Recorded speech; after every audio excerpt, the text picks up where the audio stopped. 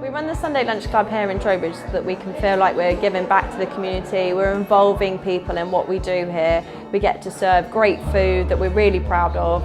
We get to actually work with people in the organisation that we don't necessarily see every day. It's always led by volunteers and Apetito, and we get to share food with people that might not get out of their homes very often, might not have the chance to socialise. It's a great thing that we're doing, and also you get to know some great people. We've been running the Sunday Lunch Club for about 18 months and it's really taken off. We tend to have a really long waiting list for people trying to get on each month. And this time we actually want to celebrate winning the Queen's Award with them and being able to say thank you, because the Sunday Lunch Club was actually part of our entry, showing what we do in the community, showing the food that we get to share with people, and it's a really special day for us.